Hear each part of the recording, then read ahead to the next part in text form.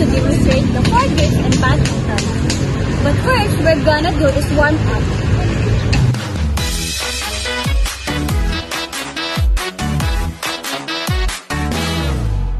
Saan nagmumula itong liwanag?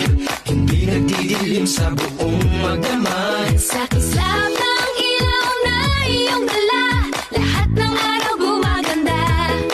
Taas baba, kanan kaliwa, saan ka man magpunta, liwanag ang iyong dala. Nangingiti mo ako, ikaw ang sunshine ko. Nangingiti mo ako, ikaw ang sunshine ko.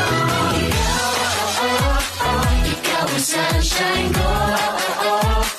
Ikaw ang sunshine ko. Ikaw ang sunshine ko.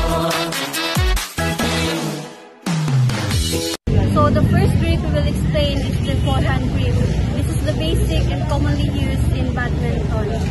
So ang first step na tubuhaton is should make sure nga ang racket kay position in this side, and then ang ato ang hands is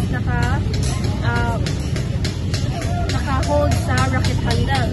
And then the second step is that the 3 fingers will be closed, and then the thumb finger, it should be touched the middle finger so that the hand will form like a V shape.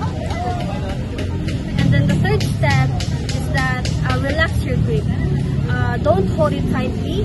It should be firm but flexible for wrist movement. And then lastly, we should make sure that the hand will not be extend below to the racket handle, because it will become more unstable or loss of control, especially when hitting so fast or powerful shots.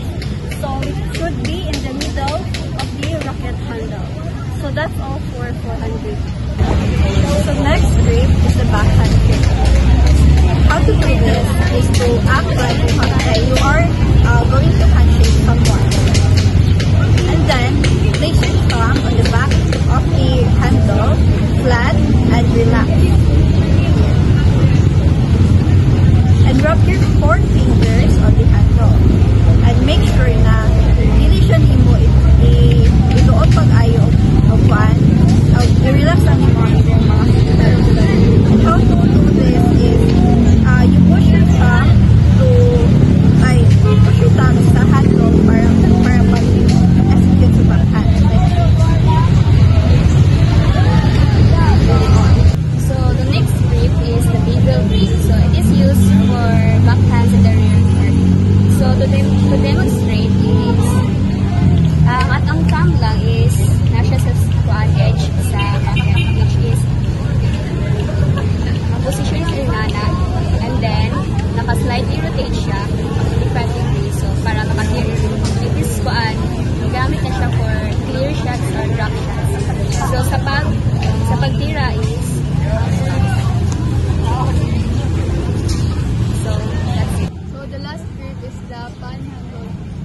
So to execute the panhandle grip, you should put your thumb at the top and then form a V shape here, and then flip your racket in your hand to the left